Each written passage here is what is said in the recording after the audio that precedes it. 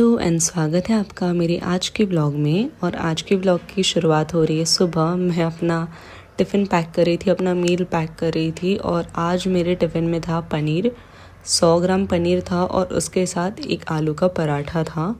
Actually कल मैं rice लगवाना भूल ही गई थी, तो सोचा ठीक है आज आलू का पराठा ही ले लेते हैं। उसके बाद मैंने क्लाइंट्स किए और डायरेक्टली आ गई अपना वर्कआउट कंप्लीट करने के लिए। और आज था मेरे अपर बॉडी का वर्कआउट, जो था चेस्ट मसल और उसके साथ कुछ ट्राइसेप की एक्सरसाइजेस।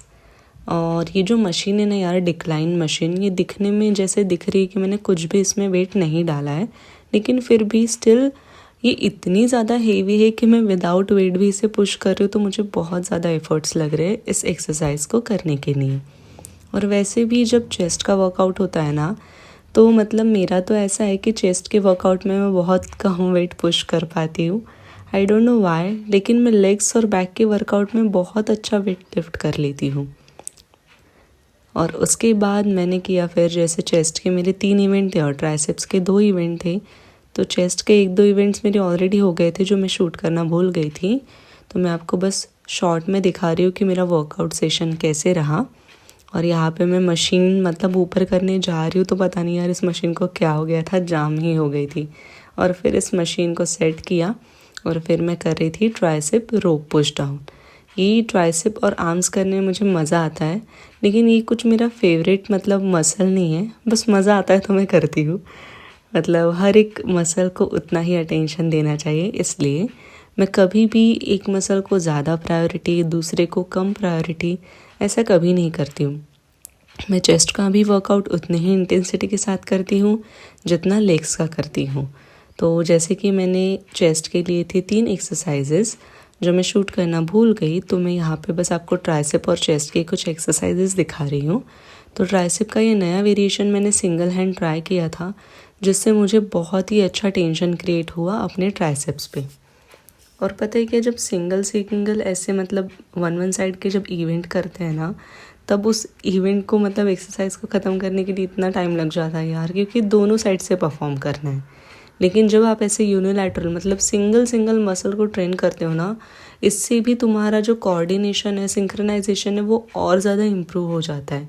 तो कभी कभी ऐसी ट्रेनिंग भी करना ज़रूरी है जिसमें आप सिर्फ एक टाइम पे एक ही साइड को ट्रेन कर रहे हो, जिसे हम यूनिलैटरल बोलते हैं। तो आप भी ऐसा करके देखिए और फिर मुझे बताइए कि इससे आपको कैसे फील हुआ।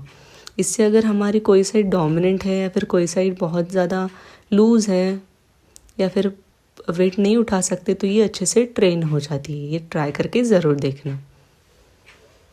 घर आई मैं, उसके बाद अपना लंच वगैरह किया, जिम में प्रोटीन पी लिया। घर आने के बाद लंच होने के बाद मैं अपने सप्लीमेंटेशन कंप्लीट कर रही थी, जो होता है vitamin E, ईवियन and omega 3 fish oil, जिसमें होते हैं फैटी एसिड्स और जो बहुत ज़्यादा ज़रूरी है। तो मैं ये बहुत सालों से, बहुत महीने से कंटिन्यू ले रही हूँ।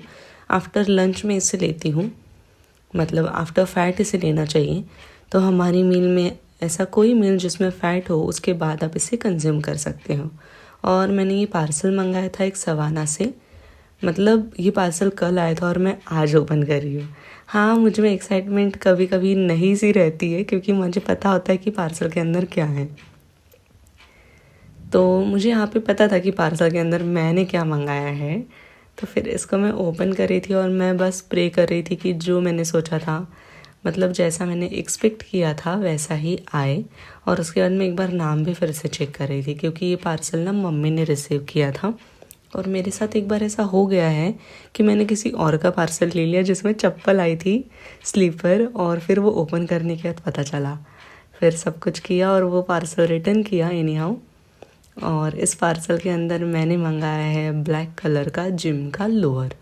मतलब मुझे बहुत दिनों से मंगाना था, लेकिन मुझे इस बार ना फ्लेयर पैंट्स मंगाना था जिम वर्कआउट के लिए। लेकिन मैं जैसे धीरे धीरे इसे ओपन कर रही थी, फर्स्ट थिंग जो मेरे माइंड में आई वो ये है, यार मैंने इस वाले कपड़े में, मतलब इस मटेरियल में तो एक्सपेक्ट नहीं किया था। जैसे कभी कभी हो जाता है, हम फोटोज़ में देखते हैं निकलता कुछ अलग है। और दूसरी चीज़, ये बहुत मोटा साइज़ आ गया था।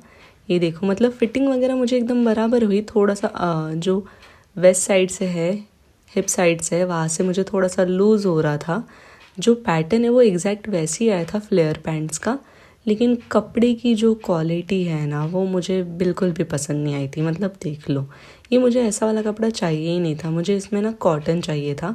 तो ये होजरी और टेरिकॉट जैसा कपड़ा आया था, तो मैं तो इसे पहली फुर्सत में रिटर्न करने वाली हूँ, क्योंकि मुझे इस कपड़े में, इस मटेरियल में बिल्कुल पसंद नहीं आता। लोअर की क्वालिटी बिल्कुल भी पसंद नहीं है। ये जो लोअर दिख रहा है ना मेरे पीछे, तो मैं अभी इसको रिटर्न कर दूँगी और फिर मैं ऑफलाइन ही कुछ देखूँगी, क्योंकि मैं बहुत दिन से अच्छे फ्लेयर पैंट्स देख रही हूँ फॉर माई जिम वर्कआउट। और मुझे ऐसा लगता है मुझे ब्लिस क्लब का ट्राई करना चाहिए एक बार, क्योंकि मैंने वो कभी ट्राई नहीं किया है और मैंने बहुत अच्छे रिव्यूज़ भी पढ़े हैं।